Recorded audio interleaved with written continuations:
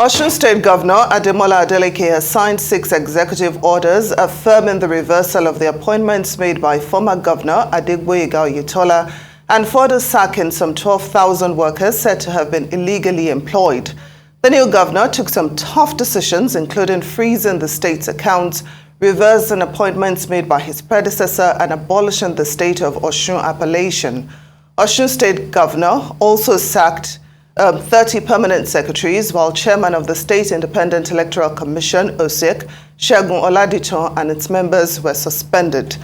Arise analyst Kayode Otitoju discusses the first few decisions of Governor Adeleke upon his inauguration and how that could shape the direction of his administration. Thank you so much, Mr. Otitoju, for joining us on Newsday. Good afternoon. So your reactions to the decisions taken by the governor so far?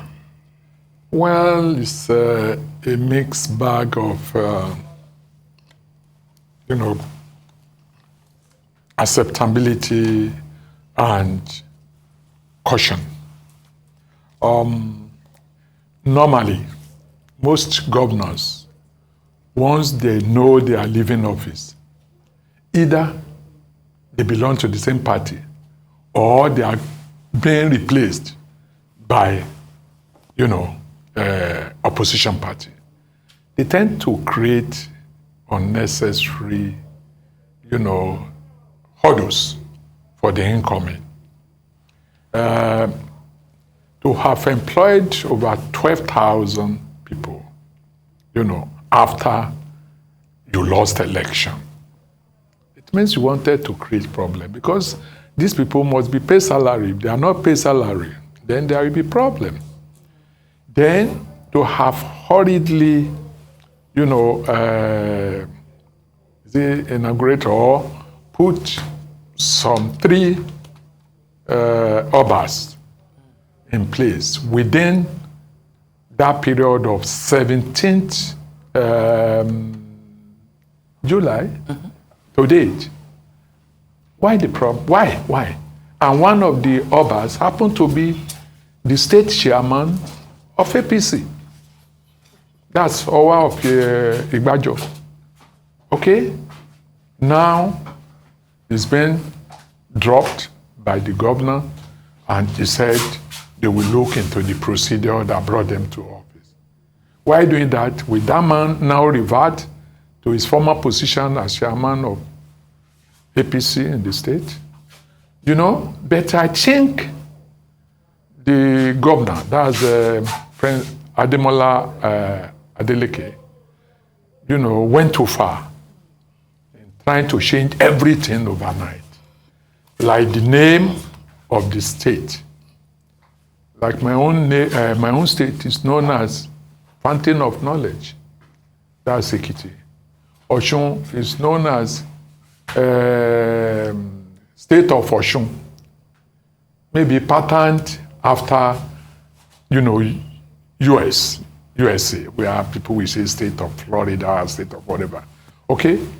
But the former governor, that's Rauf Aregbesola, did it to the extent that that thing was passed and it became an, enactment. Okay? And which means it's law. So nobody can just come and change that overnight. You can't. The anthem of the state was enacted too. I think that was Schedule 2 in the enactment. Okay? And the symbols of the flag and whatever, enacted. About 3 things. So those ones can be changed. And if care is not taken, that may push the State Assembly people against him. And he has to tread with caution in the sense that out of 26 members of the State of Assembly, 24 belongs to APC. Only 2 is for PDP. Okay?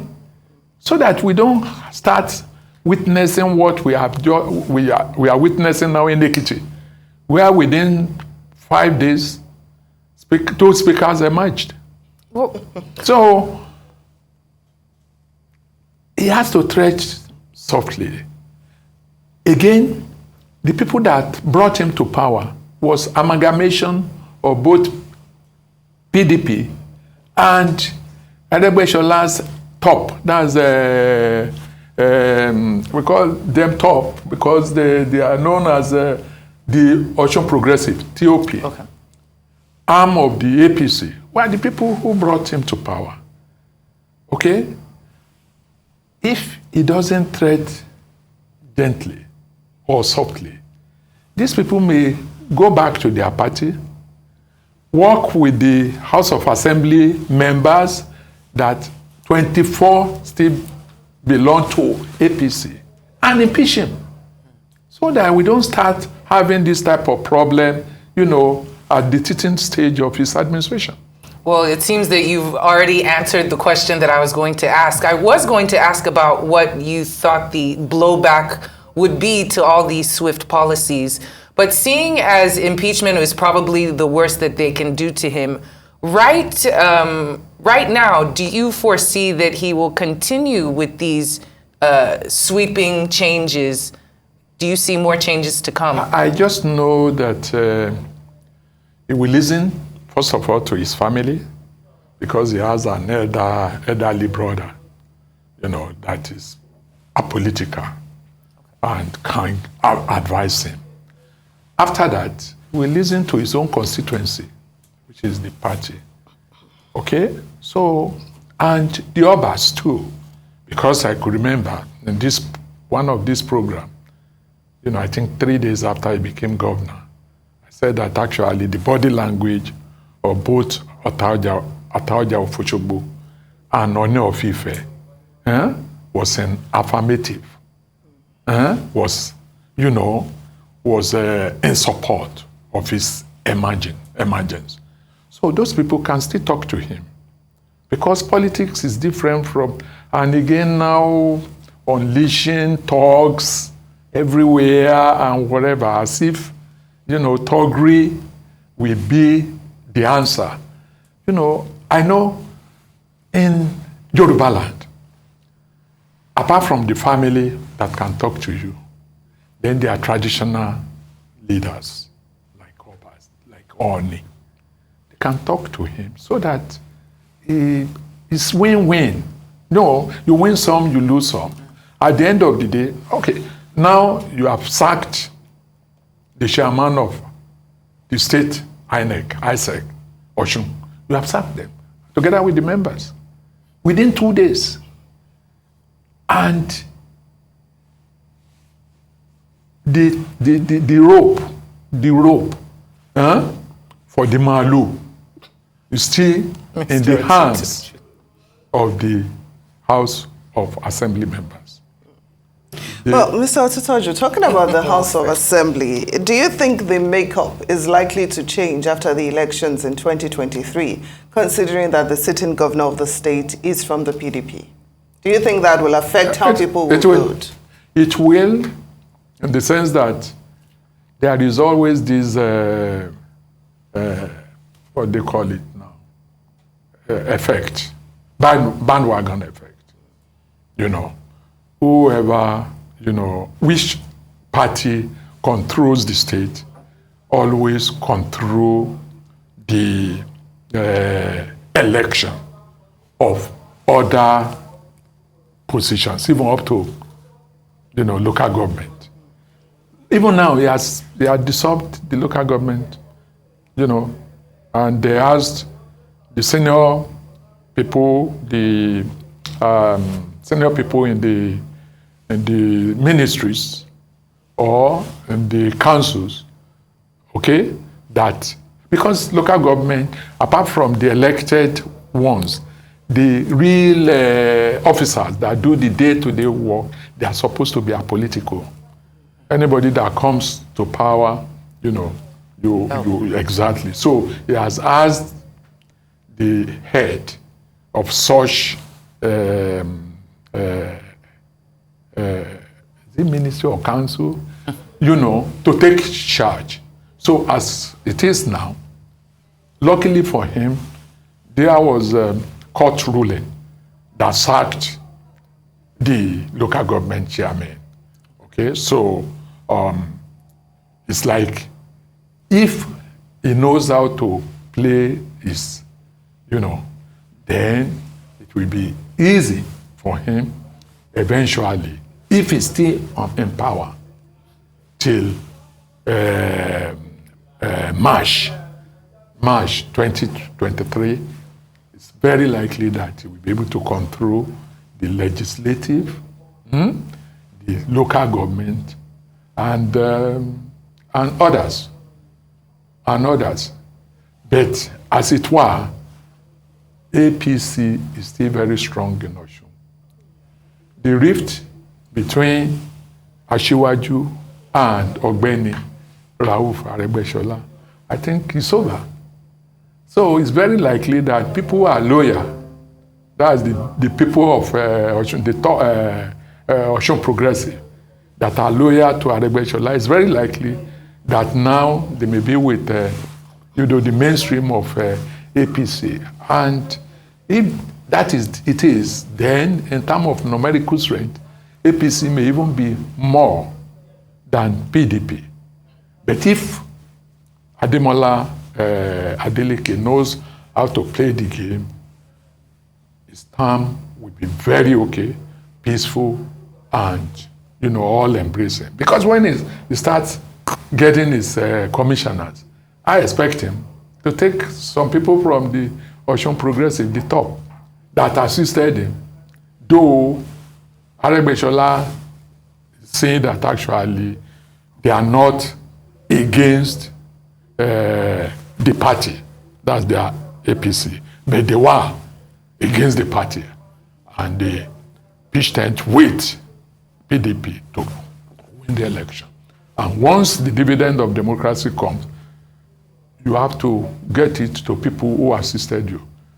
If they don't get it to them, apart from this House of Assembly people, you will see implosion from the, government itself.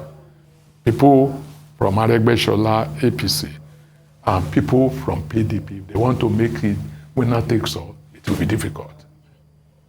Wow, it's certainly very intriguing, the petty politics of this whole situation. But what other difficulties do you foresee for the governor, seeing as how you talked about the potential implosion if he maybe does not see through on some of the demands that the dividends of democracy, and of course the State House as well. What other difficulties do you foresee that he might have before the next election cycle?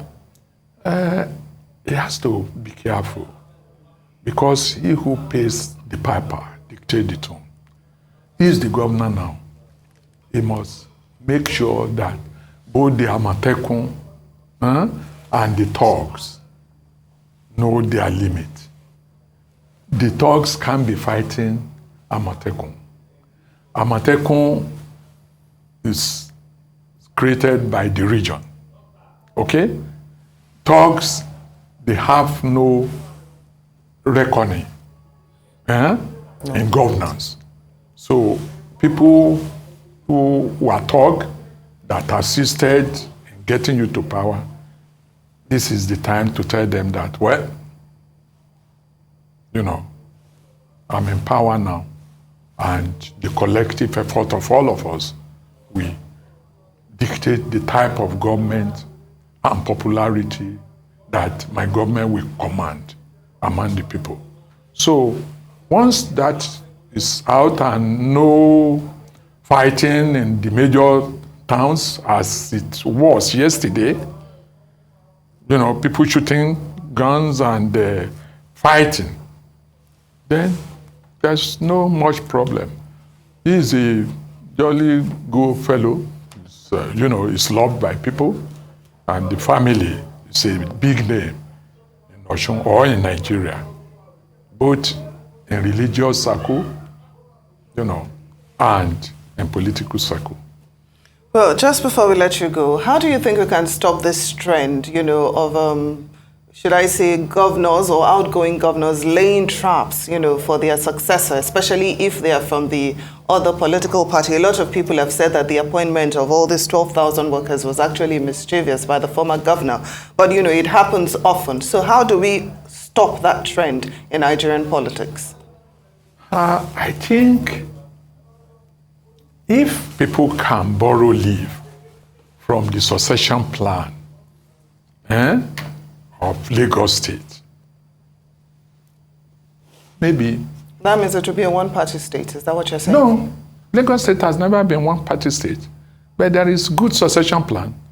So within where Mr. A stops, Mr. B But it's continues. usually within the same party. Well, No, Mr. Otitoju, not necessarily. I'm sure we'll have to not bring necessarily. you back to have that discussion. Not necessarily. In Ekiti, PDP, APC, ACN, like that.